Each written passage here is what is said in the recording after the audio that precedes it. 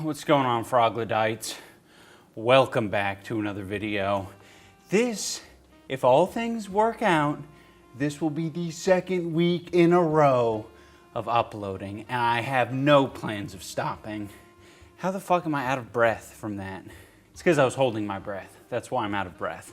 Today I'm going to be harshly judging and categorizing children's playground equipment using a political compass. So for instance, you have the talking tubes. That's a liberal piece of playground equipment.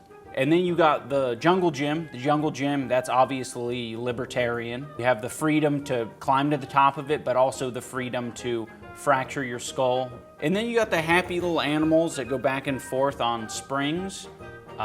Those are fascism. Truthfully, for a while, I've been wanting to do a video on children's playground equipment ever since I was sent this in the mail. This is a brochure sort of outlining all the different playground equipment you can buy. It's all very expensive. Also, don't ask me why I was sent this in the mail. Actually, do ask me. I'll tell you so it doesn't seem creepy. The people who rented this space before us were architects. Obviously, architects have an interest in playground equipment, okay? But I've been reading it, and I feel like there's this disconnect. I think a lot of adults are the ones putting these playgrounds together. So they're making a lot of assumptions of what kids like and what is fun to kids. I want to kind of put that to the test a little bit. If you haven't figured it out, this is very subjective, kind of like a tier list. So if you have dissenting opinions, you can make your own playground political compass. First up, we're gonna go with the swing set, because the swing set, I feel like, is the tried and true. The nice thing about the swing set is you can choose your level of danger. You can get pretty dangerous with swing sets, especially if you're doing it side by side with another person on the swing set. This is like a pair of bongos. If any of you guys have been to one of these, like, I guess, very modern playgrounds, they're gonna have like musical equipment that doesn't work very well at all. They have bongos, they have like xylophones. Like, who the fuck is gonna use a fucking xylophone in a park?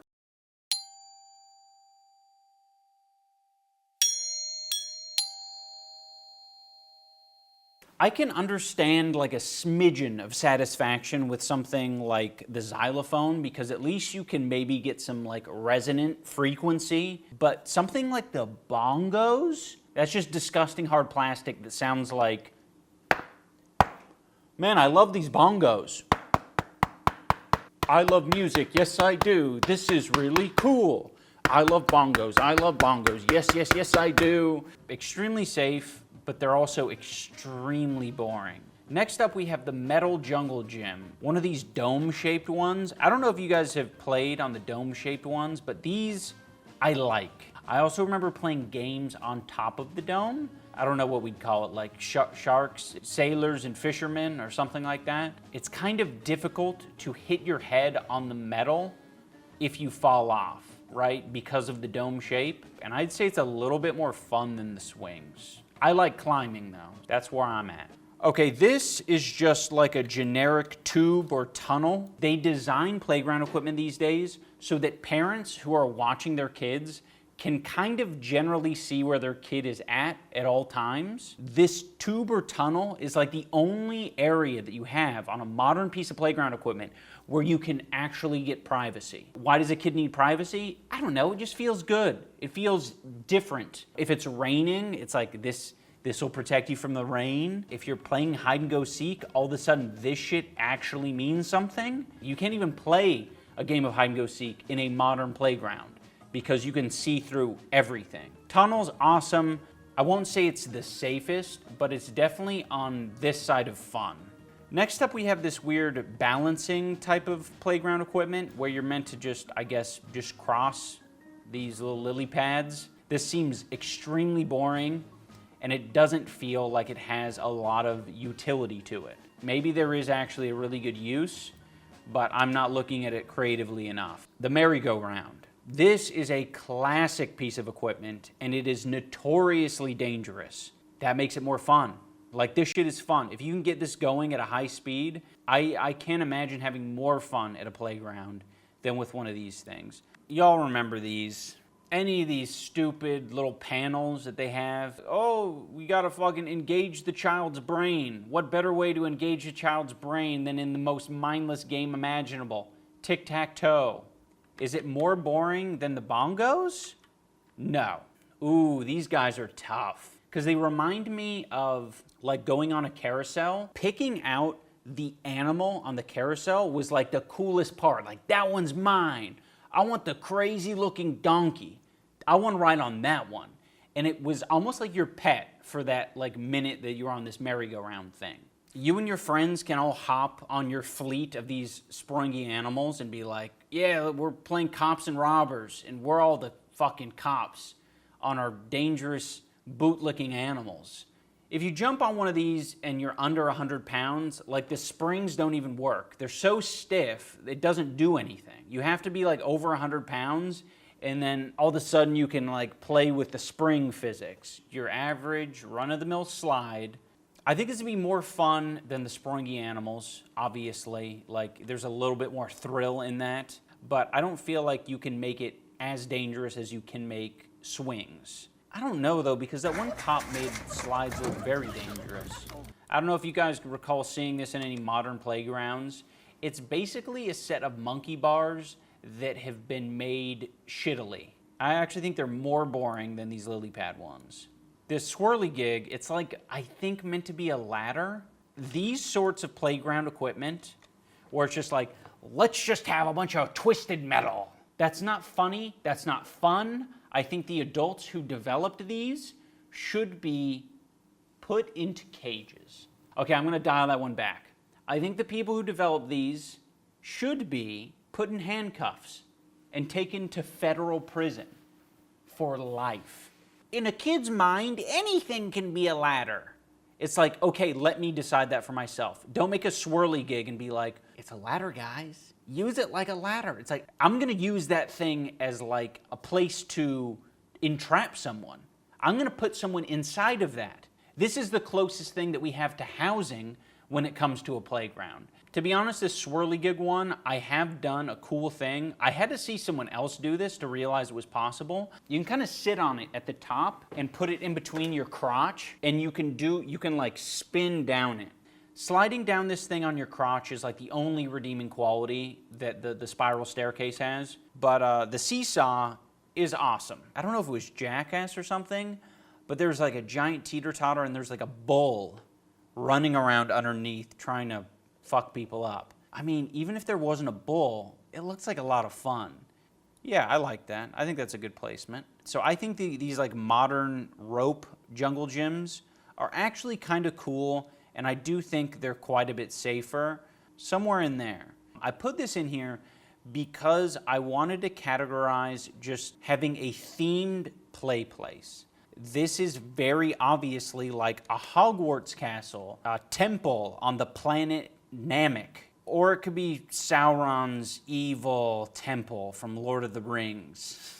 This is like a weird version of like a climbing wall. This one on the website is called a Challenger. These pieces are hybrids between net climbers and unique twisted rock walls. Whoa, that's so amazing that you're able to make the wall twist in your 3D modeling program. In real life, in front of real children, how are they playing on this thing? It's twisting and contorting your human spine as you go up it. I know we're talking about kids. I know kids' spines are probably a little bit more malleable. This is climbing, and this is climbing, or this can be climbing. That's why we have monkey bars. This, doing this sideways shit, this is not climbing. We do not climb like this. We are not geckos. We are human beings. I know what you guys are thinking, but it's for children. Children can do anything. No, they can't. The talking tubes are so good. Such a great addition to the modern playground. You can share secrets. You can share your battle plans. There's a lot of like fun make-believe that you can do with these. Obviously it's safe. Oh, well, I guess you could shout obscenities into it, which wouldn't be very safe. That wouldn't be safe playground equipment, because you can just kind of whisper into the thing like, hey, you fucking fucker, you fat fucker, mother bitch. I fucking shit. I love shit. They're not crazy fun, but they're a little bit fun. Simulate the world we live in a little bit, please. Don't put surfboards with holes cut out onto like metal pipes. This shit doesn't make any sense. Fuck those things. Next up, y'all been waiting for it, we got the tube slide. It's a tunnel and it's a slide, and you can walk up it. You can like attach yourself on the inside because it's like smooth plastic, and you could just live in there. Obviously, you can't live in there if you're homeless because then you're just gonna slide down to the bottom, but some people would see that as like a perk or a benefit of this piece of equipment. Next up, we have two examples of bridges. A modern piece of bullshit that was devised in Blender in probably 3 minutes. This is disgusting. I think kids naturally like bridges. I don't think you have to do too much to a regular bridge to make a kid excited about it. They say, we're on a bridge. You know, when you go through a tunnel in your car, you're like, we're in a tunnel. I'm on a bridge, we're in a tunnel. Like, it's a noteworthy experience.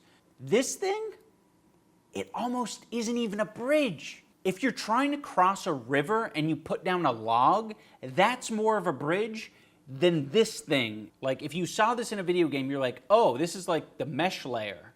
Like, where is the life? Like, can you bring some life into this, please? Here we have a different type of bridge. This one also will look like a bridge, so you can go underneath it, and you can be a troll underneath the bridge, and you can play Trolls and Goblins or whatever type of bridge-related game that you want to play. It's going to be like pretty close to the middle. This is like the category of just fun objects that you can generally climb on. The T-Rex head and things like it are not crazy fun, but it is crazy safe. Our final piece of playground equipment is the tire swing. Obviously, a tire swing that maybe one of your parents or grandparents put together at home is going to be a lot more badass and dangerous. But these ones are also pretty fun. I've played on one of these tire swings with like 3 of my boys. One person can kind of curl up inside of it, and y'all can go crazy with that shit and spin it hard and fucking punch it while they're in there. You can do crazy shit with the tire swing. They're maybe a little bit more fun than traditional swings, but a little bit less dangerous. All right, that's pretty much it. That's our political compass of children's playground equipment. I say children's playground equipment for comedic effect. You can play on this equipment at any age. You're not gonna get arrested if you go to a playground, you play on some of this equipment. I might recommend against it if you kind of have like a certain look about you. All right, you disgusting little salamanders, let me know if you enjoyed this political compass, and next time I'll do it with something even crazier and even more controversial. Also, if you have any recommendations of other things that we can make a political compass of. By the way, guys, I truly appreciate your support on the last video. It means the world to me. I feel like I'm getting in a good video making grind, and Twitch has been going well as well. So I'm feeling very optimistic about the future, despite 2023 being a little bit shardy. So again, thank you everyone, and tune in next time when I bust in a bugle. Something we did this weekend and make a picture to show it.